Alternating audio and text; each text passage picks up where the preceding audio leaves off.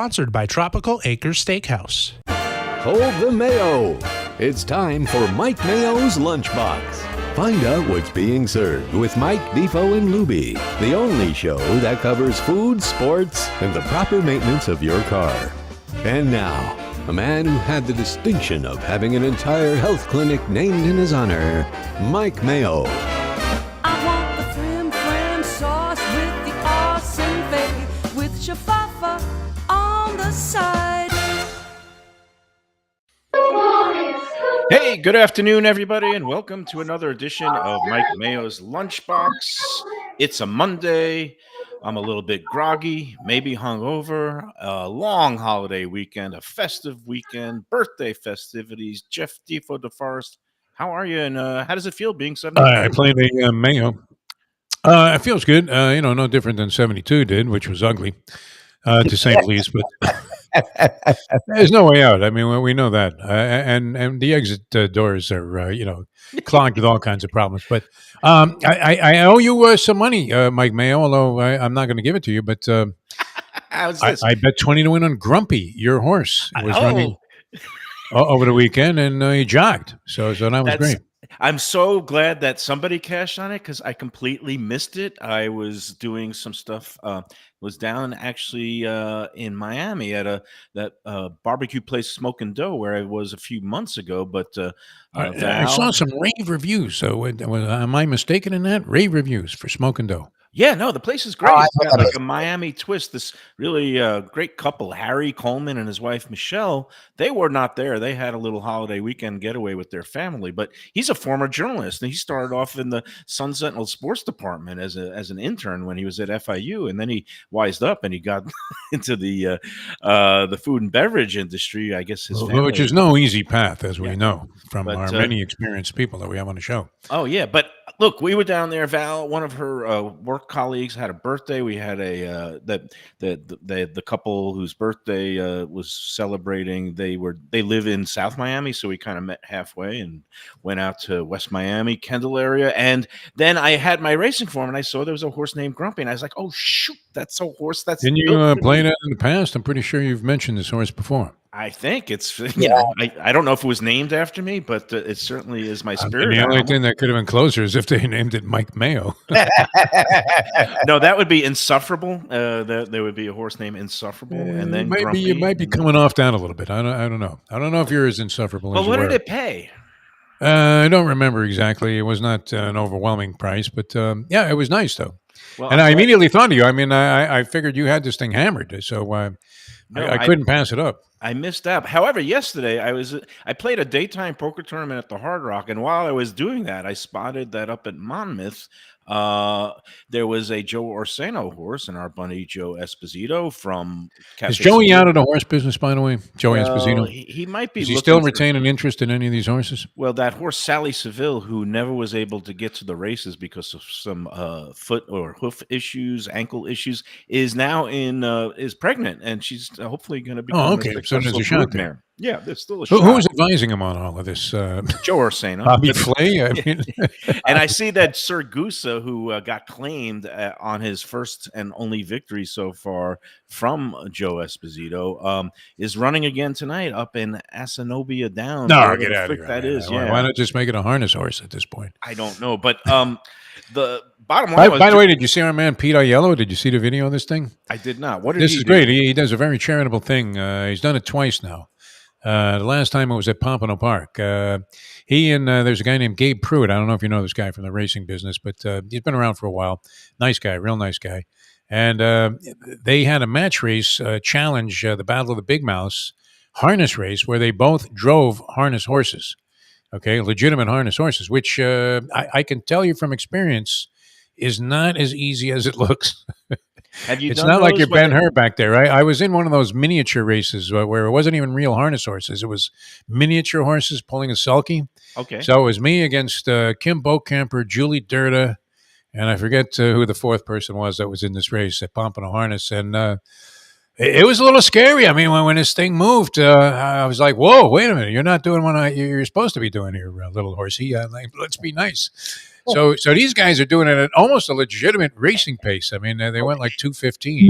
And for those who don't know in our audience, Pete Aiello is the track announcer, the voice Great of guy. Gulfstream Yeah. Park, who we hear every Friday when we're out there doing the races. I don't know him. I've never met the gentleman. Oh, he's a personally. terrific young man. I mean, he really anything that comes his way is well deserved, and he's just really a pleasure to be around, and very, very knowledgeable in a lot of degenerate aspects of life. So anyway, yeah. So he ends up in a match race, a harness race at Scioto Downs.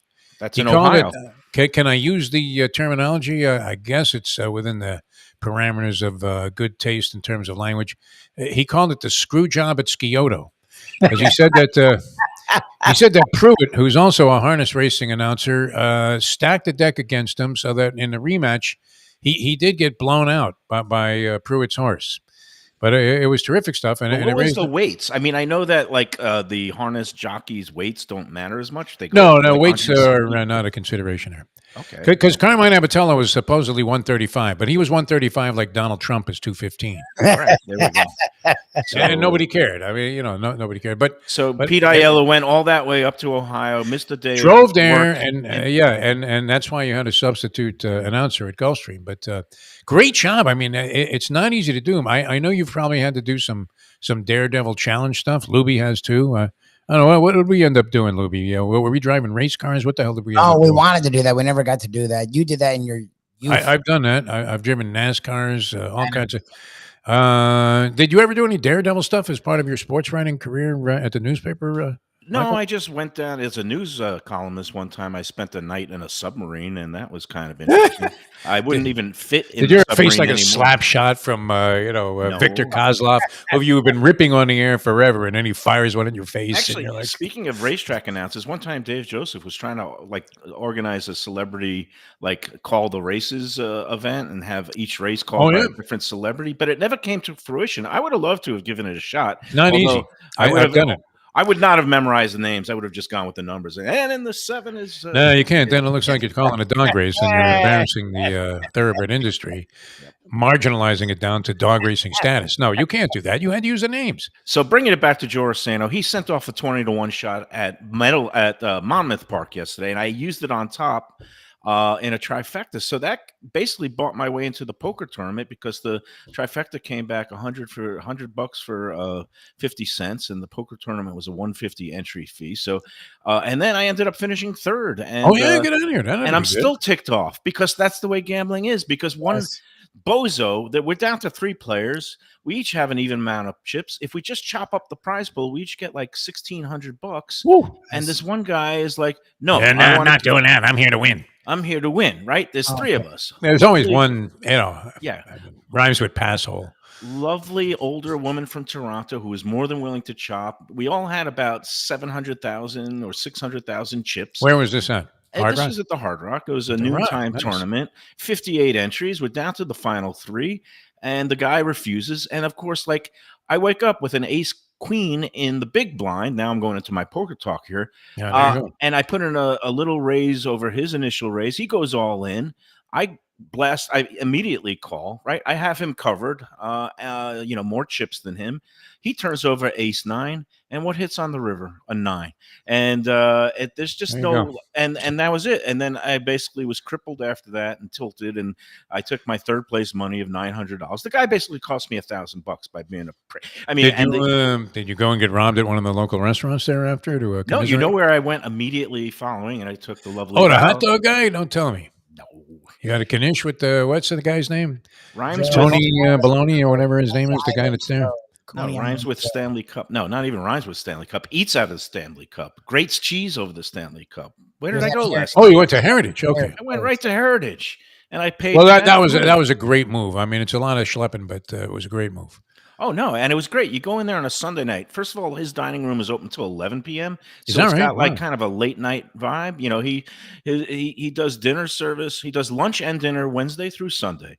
But the dinner service goes from 5 to 11 p.m. every night. So he's got kind of a late night vibe in there. People can come in at 10 o'clock and still order, anything off the menu, the pizzas. We got in there at about 8:30 last night. And I got something I had never had before from the appetizer list, the eggplant parmesan there. I don't know if we featured that on the show or not. How can you go wrong with that? Excellent. I mean, just a beautiful, great. vibrant tomato Yeah. sauce, these fried kind of slices of seedless eggplant, and the fry that he put on it is like crunchy. And I don't know what kind, if he uses panko bread. We're gonna have to find out more because first of all, Reno's in a great mood. He's on that post Stanley Cup high.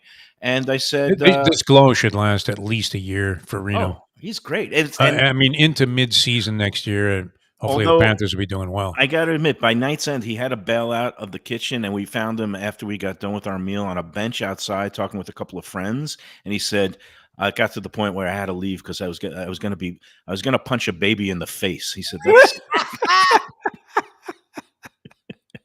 So some of his psychotic behavior has not been curbed by well, the you spend a little too much time. euphoria of having the Stanley Cup Gets- really being represented by his restaurant now. But I explained to him that my house has had flood damage again, and that I'm going stir crazy in here, Grumpy, looking at all yeah. these stripped down walls and naked concrete floors. And I said, "Can we come in and do a show Wednesday?" He goes, "Absolutely, Mike." I said, "Can we eat from the Stanley Cup?" He goes, "Not a chance, because the cup is now gone. Yeah. It comes back later." He was telling me the whole process of what happens and how they schedule it, and people spend days with it, and it's not just in South Florida. People get to take it to their hometowns. These guys are from Saskatoon, Saskatchewan. I mean, they're from all over the place. And in the case, Alberta. he was telling me about his brother-in-law, Roberto Luongo. Luongo is going to get it later in the summer, and he's taking it on the road. I didn't realize Roberto Luongo. Do you know his hometown? Do you know where he's from? I'm going to say he's from Columbus, Ohio. No, he is a Canadian. He is a French Canadian. He is from Montreal. Oh, geez. So he's going to be taking the cup up to Montreal and sticking it in all Les Habitants. It's not going to be a faces. popular move, to No. stuff that in the face of the Montreal Canadian fans who have been deprived since Yvonne Cornway was skating around. They haven't won a Stanley Cup. Yeah, but we're going to get all the ins and the outs of the whole intricacies of the cup and how it's protected and guarded and how they allow it to be used as a. Is the guy with the placemat. white gloves always? I mean, that one guy with the sort of longish gray hair. Phil Pritchard is his name. What a great job! I mean, does he do anything else? Does he have another function in life except to waltz around with the Stanley Cup? I'm thinking, I want a job like that. I mean, wouldn't that be a great job for a senior He citizen? has like me? several titles. He actually officially works for the Hockey Hall of Fame in Toronto, Yeah. where he's known as like their But assistant. he doesn't do anything. What does he do? assistant besides this? curator, and his Twitter handle is Keeper of the Cup at Keeper. Oh, of he's the Cup. great. I mean, he's got personality and everything. But I mean, think about this job. If you put that down in your high school yearbook, Michael Mayo, and said, "My aspiration is to be the keeper of the cup. I want to be the guy that drags and schleps this Stanley Cup around as a bunch of drunken hockey players display their euphoria over winning the championship." It might People would laugh at you. They really would. But it's a I good don't know. job. Might beat what we're doing for a living here. Hey, look at what I got here. No, look at you. I mean, Mayo, come on. No one has it better than you right now. You're eating for free virtually everywhere. Where's that steak?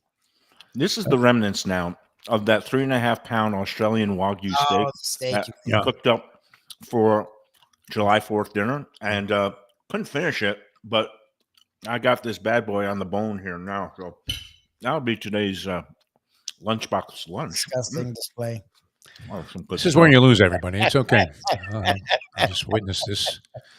This is a great moment in broadcasting. But let's get a recap. Okay, so besides betting on a horse named Grumpy and cashing, did you do any eating and celebrating after the big Gulfstream extravaganza on Friday? Not really. No, I was okay with that too. I've had a zillion birthdays, obviously 73 of them. So I didn't mind passing on it. I'm thinking I'm going to organize some kind of post-birthday celebration somewhere. Not sure where exactly yet. But so I didn't mind doing nothing. I was going to go to Cafe Seville and sit at the bar there. It's one of the great delights in South Florida dining, especially now. I mean, the expansion of the place was fantastic, even though I loved it before. Oh, that new bar area is great. And it's always he's got 2 TVs, and usually one of them is always Churchill tuned to Downs at night. FanDuel. Yeah, It's it's fantastic. FanDuel TV with the races, and him and the boys are usually betting on a late double or pick 5 somewhere. And I suggest maybe we go in there for a lunchbox dinner. Maybe when One of these days, I mean, with all the times that we've mentioned it, and it was one of my go-to places for a long, long time. I got When very lucky. Saratoga opens, that would be Yeah. a good place to kind of catch some of the late races. And when they open up at 5 o'clock, actually, the last time I was in there, Lubie was in there with his, Yes, in-laws, and they were having a birthday celebration. And I went in with Val. We sat at the bar, and Anthony Bruno was there with his wife, and it was like, It's a great murderer's testament row. to a restaurant. Yeah, when When you walk in, top restaurateurs eat there on their own volition, and it just that's always great. I always love that. I mean, it's like, and it's a nice thing in the restaurant business where these guys pay tribute to each other by acknowledging their own oh yeah. excellence. Yeah. Yeah, and I've got steak on the brain because not only am I finishing up this bad boy, which again I purchased at a Cut Above Butcher, former sponsors of ours, and they've moved to a smaller location on Cordova Road, right near where They had good stuff. Gilbert's. They were always top notch. They have really good stuff. I got to see my friend Jeff Sternsheim. He's their kind of the chef that's in charge of procuring all the meats there. Kind of, you call him the head butcher. And I was very slow on the uptake. Like after I walked out with this beautiful piece of meat, Val was like, "Why don't you just offer like in trade, do a show out there, get that steak for free?" And I was just like, Oh, no, she's thinking strongly about it. We were talking about, unfortunately, may he rest in peace, now recently passed Steve Lappa, local radio fame, worked for him a few times, and we were speculating that he traded out his funeral, and also the catering certainly was nothing that he paid for. It's sponge cake and Manischewitz, and then he actually had a sticker from a local car dealer. I don't want to mention the name on his coffin, which was great. So that's Well, what you have to think in this that's business. some good pre-planning there. We get all these things in the mail. Oh, About if anybody would have done it, it would have cremation. been Steve Lappa. May he rest in peace, like I said. Hey, but speaking of steak on the brain, I just wanted to give the push for tomorrow night up at New York Prime in Boca Raton. Our friend Evan Darnell and the Red Meat Lovers Club is having a takeover of New York Prime. Oh, yeah, York, wow. New York Prime is one of those places. It's on my list of places, restaurants that I have never Oh, been you've never to, been there? and I can't believe I've never Okay. been there. And It's that excellent. There's no doubt. It's consistently good, top notch. And that changes tomorrow night because I will be going. I'll be attending, and I want to make sure. I think there's about, a little over maybe 20, 25 tickets left. So go on to that Red Meat Lovers Club, rmlc.com website, eventbrite.com. Go pick up your tickets now for that event. I'm also going to try to put a little push on the Let's Eat group. And also, speaking more about steak, I just saw the news on the sunsentinel.com website that Bourbon Steak, which has been a long-time favorite in Aventura from celebrity chef Michael Mina, is opening a branch later this year in Delray Beach on Atlantic Avenue at a place called the Seagate Hotel. So Dick Steen is doing cartwheels because he loves a good steakhouse. And, I saw another one open up, and it actually was mentioned. I'm not sure if this was somebody shilling for the place or it was just an objective viewpoint.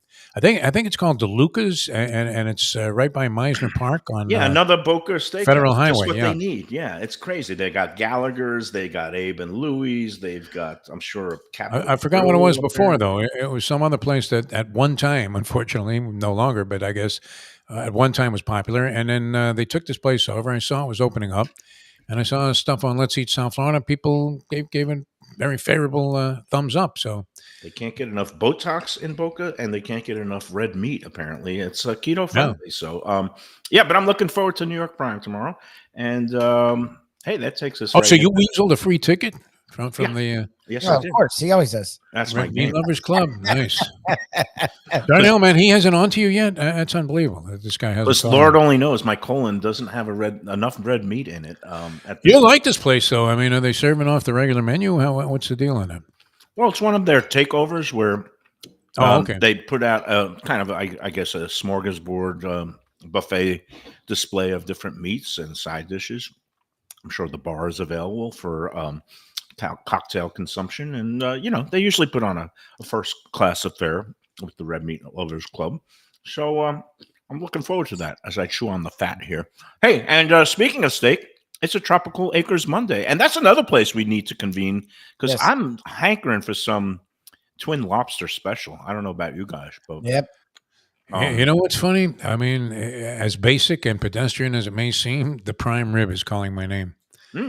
Ever since we had it there, I'm not inclined to go to restaurants and order prime rib anymore, but I mean, at that place, it's unbelievable. That is neither basic or anything. I mean, that is an exceptional piece of slow roasted Yeah. meat that comes out juicy, succulent, and I always order it rare to medium rare, and it is soft as a baby's bottom, and it's just it tastes a lot better than a baby's bottom. They know what they're doing, Tastes- though. I mean, they're really great. They really are. Jack Studiali was on a cruise along with his, lovely better half. I don't know if they're back yet. I think they were going around the Mediterranean, Barcelona, maybe the Greek islands. But his sons, Joe and of course Jackson, who's been working there a long time. They are manning the fort while he's away. And I was in there last week and met some great people from the Let's Eat South Florida group, and they were celebrating. Well, it was actually what would have been the guy's parents' anniversary, and they have a tribute every year by ordering the twin lobsters because their parents were from New England and loved summertime lobster bakes. So you can go in there tonight, get your $39 twin lobsters. That includes a salad and side dish, fresh steamed Northeast lobsters. They are beautiful this time of year. And you can get your prime rib, you can get your filet mignon, you could get your rack of lamb, whatever you want. Of course, they got happy hour on the bar, 4:30 to 6:30, Monday through Friday. They have half-price wine night tonight. I might have to stop in there and get a couple of lobsters and some wine, unless maybe I'll go back and try to win a poker tournament and hopefully not run into any jerks. But I could certainly stop into Tropical Acres on my way for the happy hour bites. Some great stuff there. 2500 Griffin Road. Go in there. Tell them the Lunchbox sent you. More of a Monday edition of Mike Mayo's Lunchbox coming up in a moment.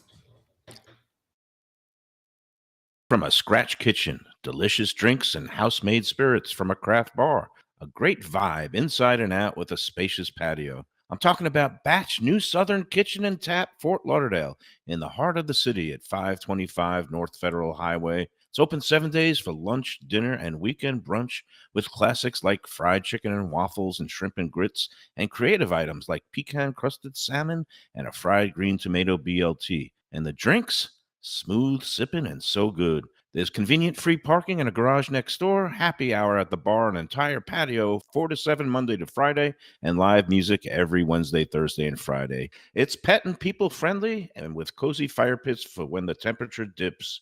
For reservations and more information, go to batchsouthernkitchen.com. If you like seafood in a comfortable setting, outdoors, even keel fish shack at the corner of A1A and Commercial Boulevard in Lauderdale by the Sea, and also now with a new location on Las Olas Boulevard. Those are my spots. Upscale food and a down-home setting. The chef owners, Dave and Brad, do a terrific job with all the seafood classics that you want. They have the best grilled oysters in town, bang bang shrimp, lobster rolls, and daily fish specials. They also have weekend brunch Saturday and Sunday. They have daily happy hour 4 to 7, and they also have other weekly specials like mussels on Monday and oysters on Tuesday. Go to Even Keel Fish Shack and tell them that the Lunchbox sent you. Gilbert's 17th Street Grill. You know me, I love family-run places with quality food at fair prices served with passion and pride. And that's why I love Gilbert's. For more than a decade, Lenore, Beth, and Richie Gilbert have been serving up the best burgers, wings, ribs, salads, and desserts. It's a fast casual spot. Everything prepared fresh to order from an immaculate open kitchen. They're at 1821 Cordova Road in Fort Lauderdale in the Cordova Shops just south of 17th Street. Open every day but Sunday. One of my favorite burgers in South Florida. Big, round, juicy pucks of 100% Angus beef, char grilled to perfection. And don't miss the sweet potato fries on the side. They're legendary. Go to Gilbert's, feast, and be happy. Tell them the Lunchbox sent you. When I'm looking for some wicked good food for a wicked good lunch, there's only one place to go. That's Wicked Cheesesteaks in Fort Lauderdale. It's at 4824 North Federal Highway, just south of Commercial Boulevard and across from Holy Cross Hospital. My friend Brian there, he will hook you up with some really tasty treats. They've got cheesesteaks just like the best you can find in Philly, along with lobster rolls, because that's where he's from, Maine originally. And they have wings and pizza and everything you want to have a really good time. Wicked Cheesesteaks, they're open every day but Tuesday. Check them out online, wickedcheesesteaks.com. Tell them the Lunchbox sent you. If you're looking for a great place for steaks, seafood, and more, go to Tropical Acres Steakhouse and Butcher Shop. It's at 2500 Griffin Road in Dania, just west of I-95 in the airport. They've been there a long time, since 1949. That means they're doing something right. You'll get old school hospitality from the Studiali family, along with great value, tremendous service. Of course, you could also go into the bar for happy hour every day, 4 to 6, and they have great value all night long. Also, a butcher shop that's open every day from 10 a.m. to 6 p.m. except Sunday. The dining room is open every day at 4:30 except Sunday. Go to Tropical Acres. Tell them the Lunchbox sent you. Sorry about that. Man, that is a big piece of meat. We're back on the Lunchbox. It's a Monday. How about you, Lubie? What'd you do for the holidays? Did you have any good dining experiences, or just taking it easy? What's It happening? was a good dining week. Started with Seville last Monday for my mother-in-law's birthday, with a foray of the great Val Law and Mike Mayo. Then 4th of July, we went to my sister's, and they went crazy. Like, there was only like 10 of us at this barbecue, 12 of us, and they had like 6 different proteins, every salad you could think of, side dishes. They went insane.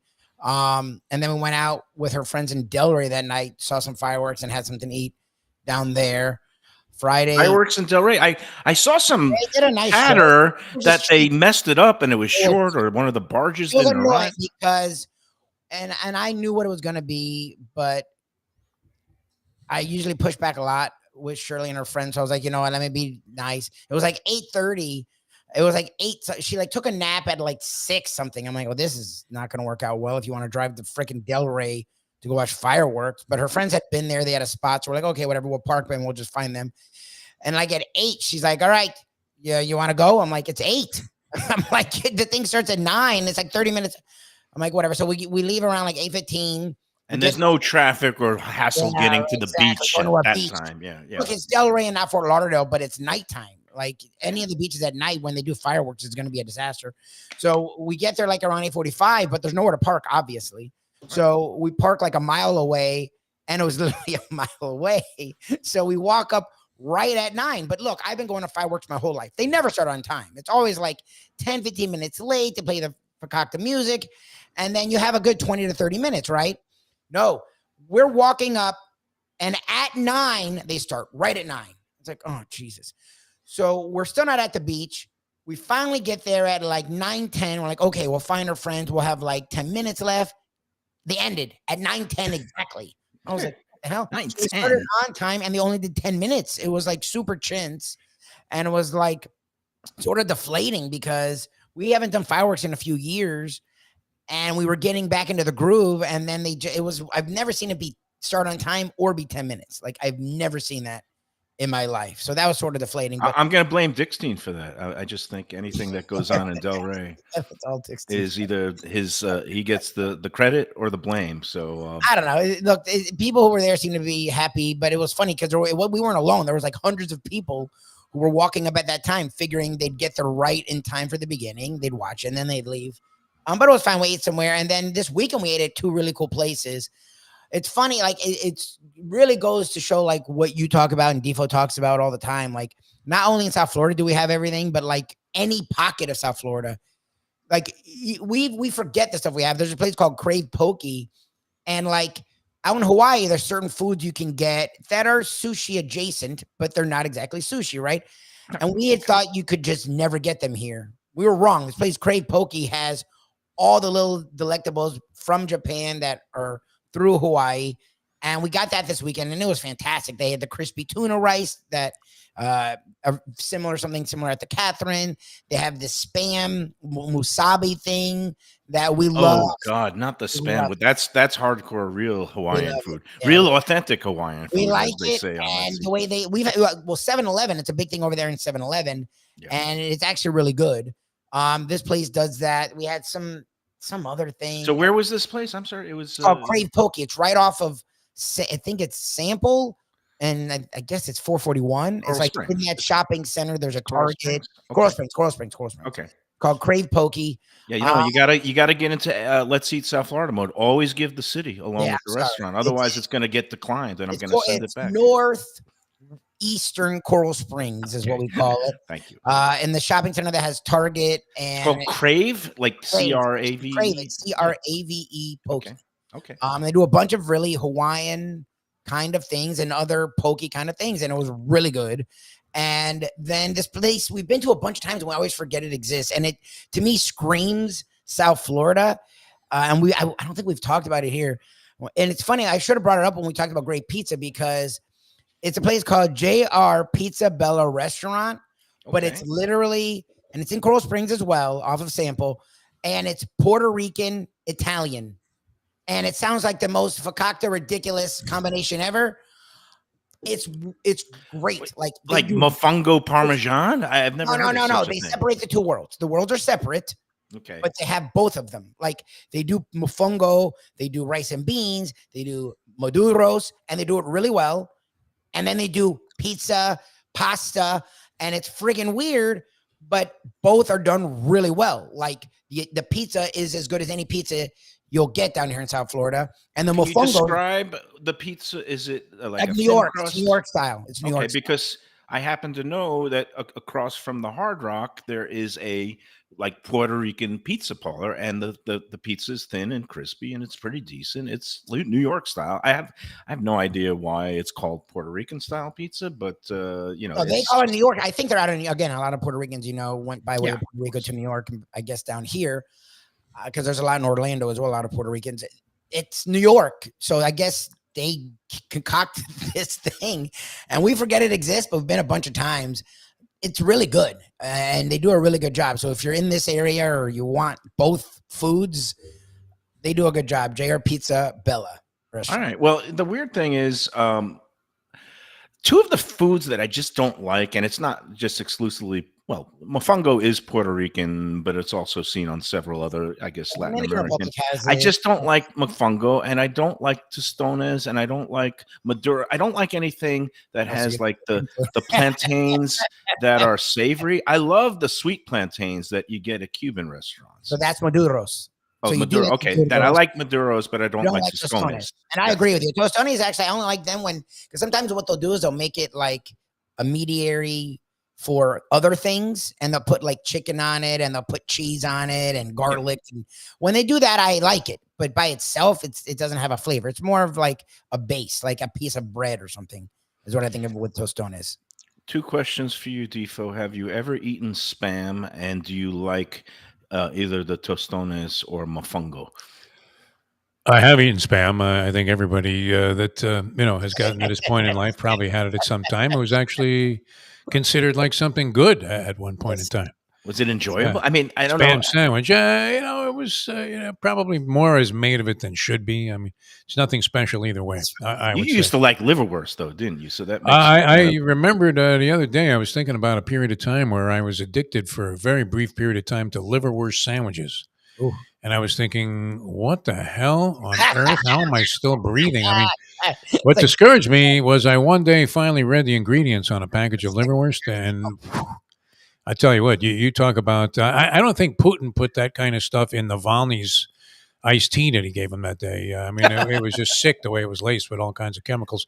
But, I do remember being in Puerto Rico and having good dining experiences. I can't tell you exactly what I had.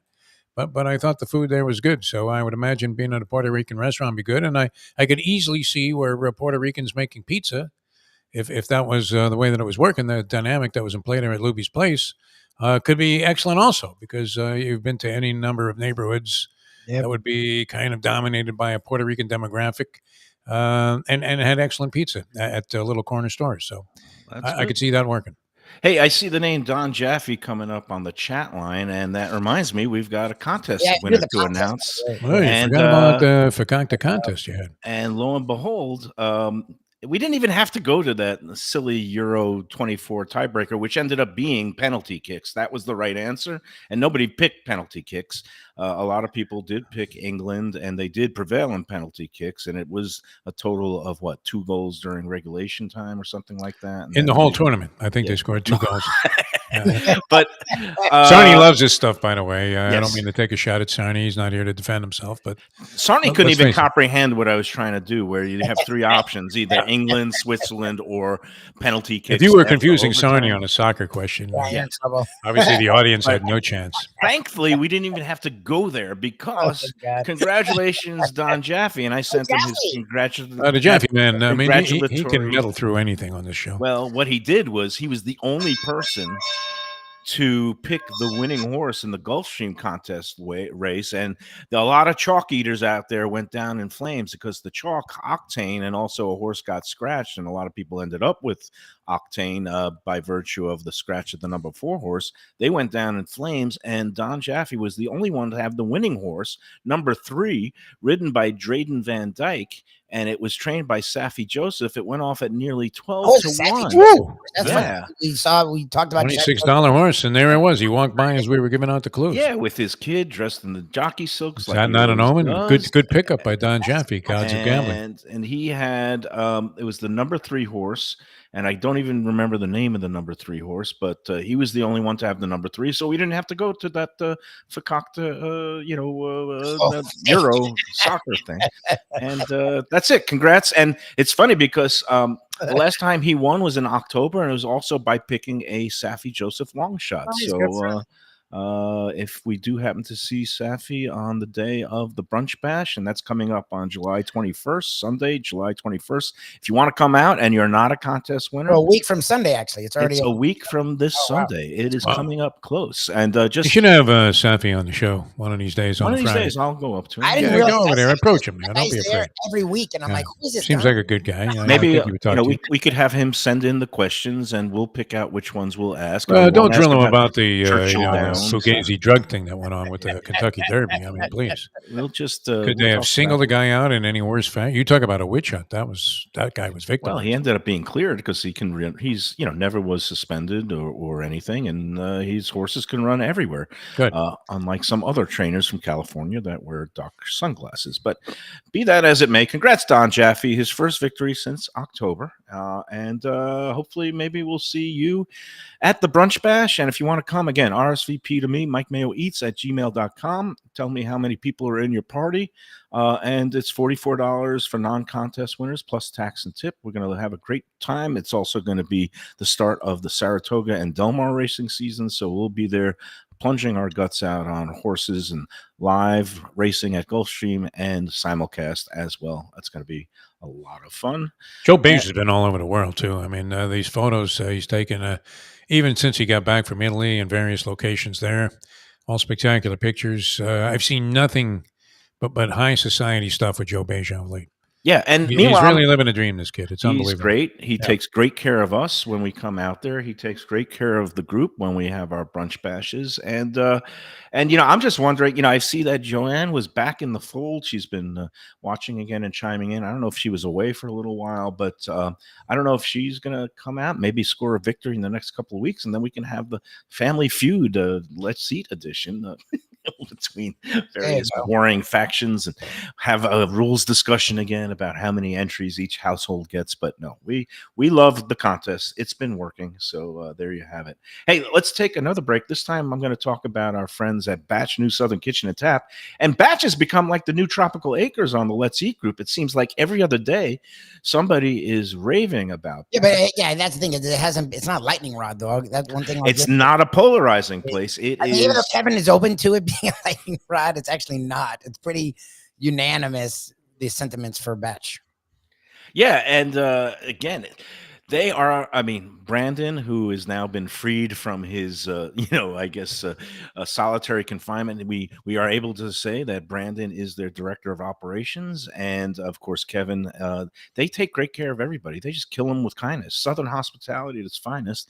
It's at 525 North Federal Highway in Fort Lauderdale. There's free parking in the garage next door, and a lot of people are catching on and seeing how good the food is, and for whether it's a weekend brunch that they have on Saturday and Sunday or all during the week, lunch and dinner, they have all kinds of great creative Southern classics, specialties like shrimp and grits or the fried chicken and waffles. And they have the new summer menu, things like peaches and burrata. And of course, we've got the new blackened redfish with the That was corn, fantastic. The hummus, succotash, was great. the was it a sweet The potato hummus? yeah. All kinds of great stuff there. Just go in there, tell them the Lunchbox sent you, and don't forget Whiskey Wednesdays coming up later this week. They have great educational classes, and you can purchase bottles of special whiskeys that a portion of the proceeds goes to charity. We love Batch. Tell them the Lunchbox sent you. Variety, quality. I mean, the attention to detail, flavor, price, everything. Just a big, huge plus there at Batch Southern Kitchen. It's been a dynamite discovery, so I'm glad people are getting turned on to it. All right, more of Mike Mayo's Lunchbox on a Monday in a moment. Best restaurants in South Florida? Casa D'Angelo is always at the top of my list. First-class dining, top-flight service, elegant atmosphere, and chef-founder Angelo Ilia is legendary. The flagship in Fort Lauderdale has been serving the finest Italian cuisine since 1997, with other locations in Boca Raton and Aventura. As Angelo himself says, they have an unwavering commitment to unparalleled quality with meticulous attention to details. It's so good, with house-made pastas, pristine seafood, unique meats like elk chops and bison, and seasonal specialties including fragrant fresh truffles from Italy. All locations open 7 days for dinner. Reservations recommended for a special occasion or any occasion. Casa D'Angelo. Tell them Mike Mayo sent you. If you're looking for an exquisite sushi experience, Kaizen Sushi Bar and Grill in Fort Lauderdale is the place to go. 5640 North Federal Highway, just north of Commercial Boulevard. Chef owner Hui Lam, he's a sushi savant, slicing and serving pristine fish and seafood flown in directly from Japan and around the world.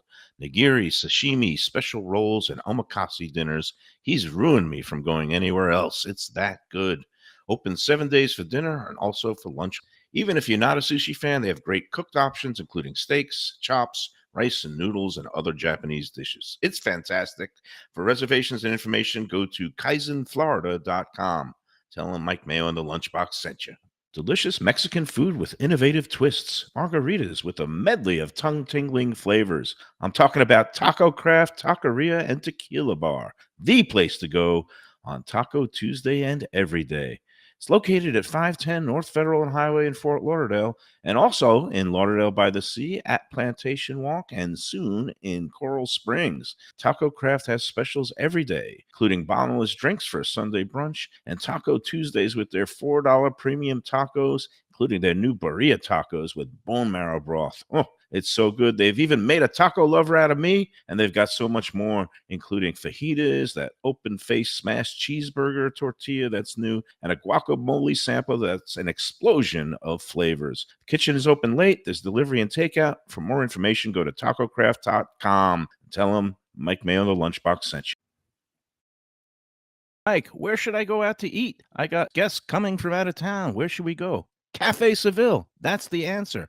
2768 East Oakland Park Boulevard. It's a Fort Lauderdale perennial, serving the finest in Spanish and continental cuisine in a cozy, friendly, comfortable setting.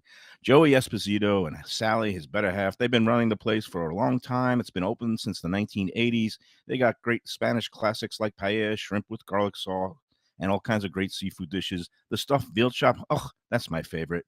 Go to Cafe Seville. It's open every day but Sunday at 5 p.m. for dinner. Tell them that the Lunchbox Mayo and Defo sent you. Do you like burgers? Do you like wings? Do you like late night food and sports on big screen TVs and cold beer and friendly vibe and great people? Then you want to check out Shenanigans, 1300 South Federal Highway in Dania Beach. Go to Shenanigans, you get yourself all the good stuff, the fresh fish every day, the black and grilled wings, and of course the kitchens are open late.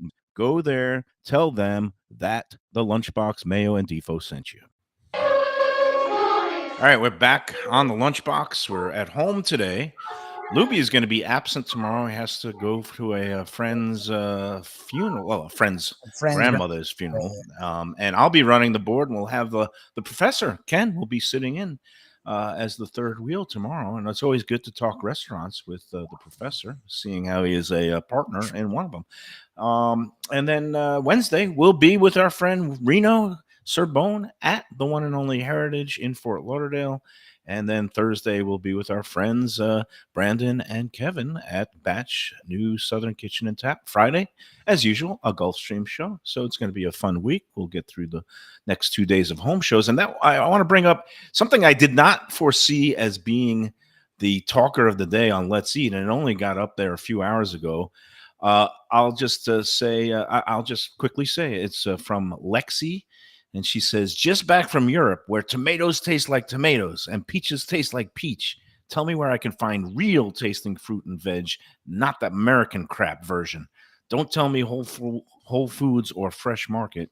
And don't tell me to grow my own. I'm convinced it doesn't exist here. Prove me wrong. And my response to her was, I just ate 2 Georgia peaches that I bought at my local Publix over the weekend, and they tasted like peaches. They were great.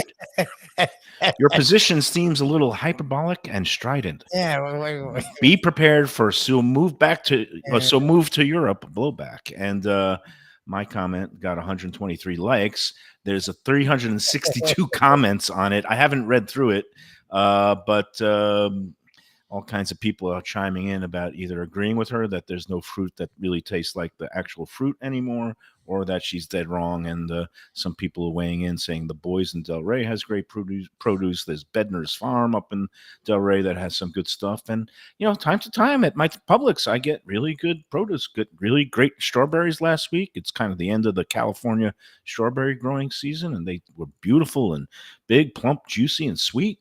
The peaches were also just beautiful, ripe from Georgia. I had some blueberries 2 weeks ago from New Jersey, which everybody knows, like in the summertime, those New Jersey blueberries, and then eventually it kind of goes north to Maine, and those are great tasting things. So I don't know. Maybe she should just move to Europe. We've talked about this when people do that crap. I mean, look, Aldi, I get fine produce at Aldi. The Broward Meat and Fish Company by us actually does really good produce as well. Publix does, even though the prices are ridiculous these days, they do good produce. Like, then you're not shopping. I don't know where you went, lady. I feel bad for you. There's plenty of great produce all around South Florida. Like I don't even know what to do with those comments. Like, it's just weird to me. Like, I mean, especially since more and more, like, our friends moved to Atlanta, which is a city. They came and they're visiting. They're like, yeah, the food seems fine there, but it pales in comparison to South Florida. Like, what we have here, there's only a handful of cities that are as good as what we are, and produce is the same. There's on the weekends they do these all over the place. There's different like markets where people bring fresh produce. Yeah, but that's a lot of bunk. A lot of that is surplus produce that actually has been rejected by the big supermarkets, and then these other people get them and they sell them at like the Yellow Green Farmers Market, they call it, in Hollywood, and some of the others. So that I could see sometimes you get disappointed because you're hoodwinked into thinking it's like some fresh farm grown from around the area, and then it's not really. But there are some legitimate local purveyors, and there's some great local farms around, which again, when you talk to different restaurateurs, you hear about, so-and-so does great, some mushroom, these kind of organic wild mushroom farms, not the kind that makes us, happy and shrimp, not the kind that Aaron Rodgers likes, but, like actual mushrooms. And then there's, down in Homestead and Immokalee, there's, all these tomato fields. And depending on the time of the year, it's more of a winter thing where you get the beautiful ripe tomatoes here that actually taste like tomatoes. This time of year, as your friend Frank Miramati, who used to work in New Jersey in Monmouth, but there's nothing better than a Jersey tomato, like in July or August. Defo, I don't know if you've been privy to have any of those recently, but those are some of my favorites. Seems like a preposterous notion. You can get good produce any number of places here in South Florida. So. Yeah, and isn't it amazing how somebody just you can get a great lemon if you go to Positano. I mean, could you get a better lemon there in Italy than if you went to Publix? Maybe. But I mean, for the difference, so let's face it, the convenience. You're not losing much by buying produce here. I just love how people drop a match and like on a fuse and just like boom. You love those though. Those are your favorites. Of course I do. It's great for engagement. I mean, you're sifting through. You're falling asleep. You're thinking, do I really want to go through another 50 of these? And then boom, there's the one that lights the flame. And I can't wait. And you come back and you humble this woman. What were those words that you used again? I mean, hyperbolic and what? Pedestrian? Strident. She was overly strident. And hyperbolic. And I Now, said, did "Be anybody ask you prepared." to explain that? I mean, I don't know. There were 27 replies to my reply, and I haven't been able to read through them yet. But it seems like, yeah, people like saying no amount of evidence can convince some people that they are wrong. If they want to believe it seems to something, me I've they had any believe it. number of great tomatoes here in South Florida. Oh yeah. Whether it was from a store, a farmer's market, a restaurant, a lot of great tomatoes. No Now, question. I can understand frustration because, like, when you buy a thing, when you buy a thing like a tomato, it's like, okay, so it's not a great tomato. You throw out a tomato, it's no big loss. Maybe you lose 80 cents, 90 cents on it. But the watermelons are the things that would really frustrate me because you're investing sometimes anywhere between $4.99 and $8.99 on a big thing that weighs 15 pounds. And when you buy a dud, there's no worse feeling than cutting open a watermelon and you get something that is just not sweet at all, and it's just like a total waste. Yeah, it sucks. I Hey, get go it. to any truck on the side of the road there. It seems like there's one located all over the place. And they got the things, cross section cut in half, and you're looking Right. at it saying, man, that looks great. But do you get I'm to tempted taste to it? get one, even though I don't necessarily trust those situations anymore. And then on top of that, I'm not even in the market for a watermelon, but they look so good. I want to stop and grab them. Well, that's called good salesmanship. When you Yeah. cut it open and it looks all beautiful, ruby red You're and saying, my juicy, God, I got to and they have give you myself a a little bite of that. slice. Now, what they should do at Publix is they do sell those cut up watermelons where you can see they look good, but they're like 5 times the price than Way the more whole money. watermelon. Oh no, and you can tell that people start getting tired of cutting them up because you'll get like the first couple of chunks are normal size, and then the rest that are at the bottom of that little plastic thing that you can't open. Yeah. And at what point are you allowed to just like take a chainsaw to something that's packaged at Publix? Trying to open up this birthday cake the Mustang bought the other day, and believe me, I mean it was impossible. I like this I ended up electric taking knife. it to a mechanic, the Mad Hatter up the street, to see if he had any tools he could open this thing with. You can use But the but electric knife that you they only make the use. chunks larger and larger as the thing goes on, right? So all of a sudden you literally have like a quarter of a watermelon in one little slice Yes. because they stop cutting the stuff up, and it's astronomical the markup on this chopped fruit. Yes. Yeah. Now, I read a little guide to buying whole watermelons that might actually work. I don't know yet. I haven't gotten to. You got to try go it. to that guy that does the Cindy Crawford thing, No, Dr. Savant. I'm talking about. What does he do? Does he like? No, I mean where they go and they get this cantaloupe or something, and the guy found out that this one melon wouldn't shrivel up for like 3 years, and so he extracted whatever the juice was from this thing and turned it into some kind of beauty cream. And the next thing you know, Cindy Crawford's using it, and she still looks 35 years old. It's amazing. Well, when I want to eat a nice watermelon, buy a full one. I guess there's a chart out there that shows that if there's a little yellow spot on the bottom of the watermelon, that Yeah. means it's sweet. So I'm All going right. to test that theory out. And if it doesn't work, and I open up the watermelon, it's a complete clunker. I'm going to march back to Publix, and this could be a good let's eat post of try to return a watermelon that's Get a not picture of sweet. that. They'll let Yeah. you do it. I mean, they're fine. They don't care at Publix. I for They're making weird- so Yeah, much they're money. What do they care? Yeah, actually, they're You can very return generous. clothing to Publix and they'll take it back. They really don't give a flying one about it. Anyway. Worn underwear you can return to Publix. That's Got a how pair of socks. It's like, I bought this at some men's store. You bring them back there, they take it. It's great. All right, we got to take another break before we conclude today's festivities. But before we do, I want to just talk about, first of all, Casa d'Angelo. Somebody on the group was looking for a place to celebrate a special anniversary coming up, and Casa d'Angelo is the place to go. 3 locations: Aventura, Boca Raton, and of course the flagship original on Federal Highway and Sunrise in Fort Lauderdale, 1209 North Federal Highway. Angelo Ilia just got back from his annual sojourn to Italy, Nice. and he is rested and ready to get back in the fold, along with all his great executive chefs at his different locations. Again, the most just elegant cuisine, finest service, great wine list. Oh my God, that wine wall there at Fort insane. Lauderdale is insane. Go check out Casa d'Angelo and tell him the Lunchbox sent you. All right, coming back. Wrap up this Monday edition of Mike Mayo's Lunchbox in a moment. And he's gonna get us like kicked off. What happened now? One of the best restaurants in Broward, J&C Oyster in downtown Hollywood. At 2035 Harrison Street, this place is fantastic and worth a drive. It's got creative, cutting-edge seafood and more with an Asian twist and gorgeous cocktails. Chefs Raheem Seeley and Monica Dominguez cut their teeth at some of Miami's best restaurants. Don't miss some of these fantastic dishes, including grilled oysters, fried chicken, and the Thai red curry crab. Open Wednesday through Sunday for dinner with daily happy hour and outdoor seating. Go to jncoyster.com for reservations and information. Tell them Mike Mayo's Lunchbox sent you. Are you looking for a good New York style slice? How about lunch specials for under $9 that come with garlic rolls and a fountain drink? I'm talking about Stromboli Pizza Kitchen in the Fountains of Plantation, 801 South University Drive. Since 1987, it's been home to Brooklyn-style pies and slices, heroes and paninis, pastas, and all your Italian-American favorites.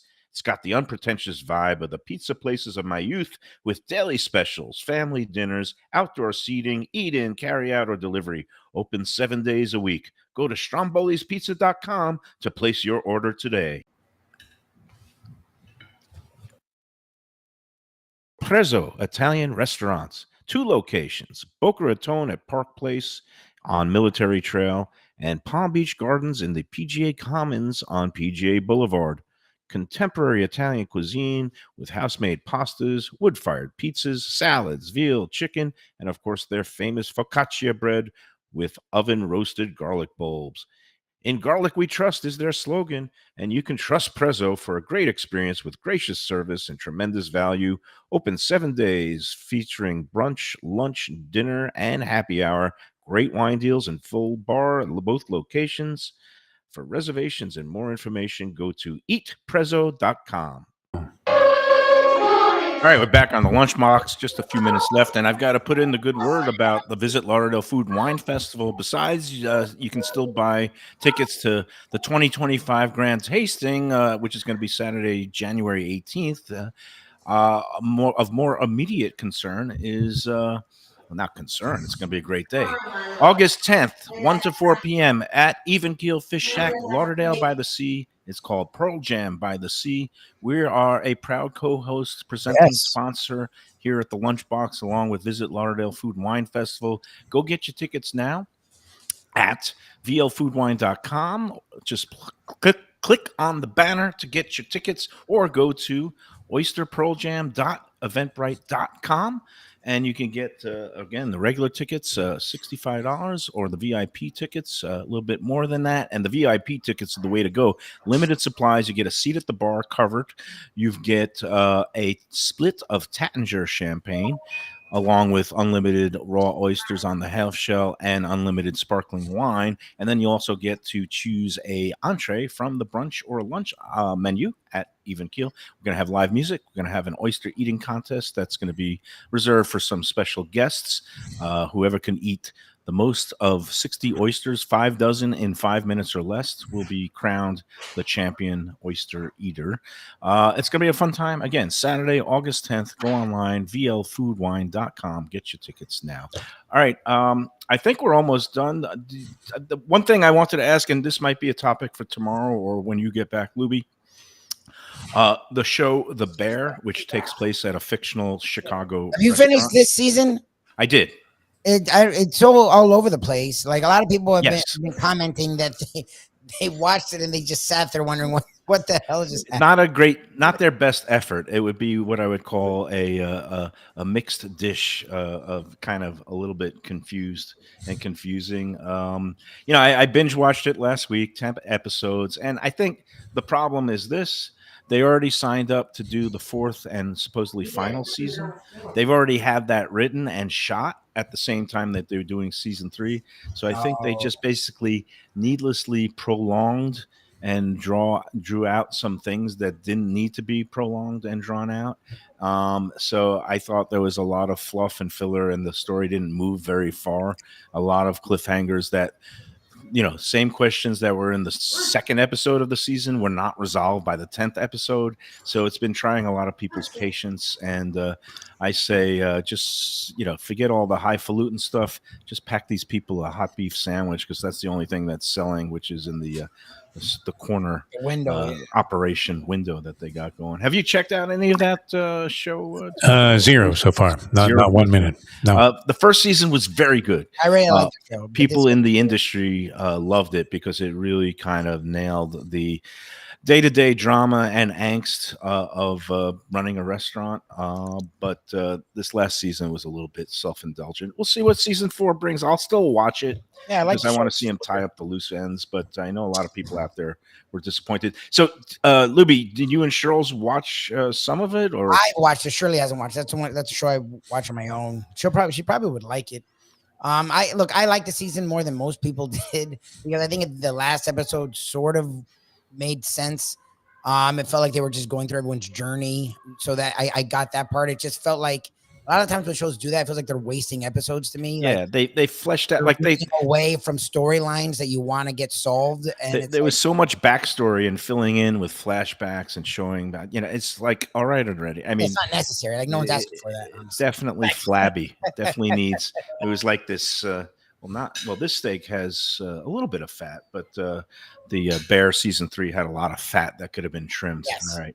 And on that food metaphor, we will wrap up today's edition of the Lunchbox. Defo, thank you. Happy 73rd once again. Do you do like me where you celebrate the full month, or is it just like a one day? No, I don't even care about the day that much. Just another day, my friend. Yeah. Happy to have it. That's for sure. Honestly. But enjoy every one of them because all of them for all of us might be numbered at this point. And again, we're all day to day. Just remember that. All day to day. All right. Until tomorrow, Lubie, condolences on the loss of your friend's grandma. I hope everything goes smoothly tomorrow. I hope everything goes smoothly on our end with me running the board. But until then, tomorrow, we'll see everybody then and enjoy every sandwich.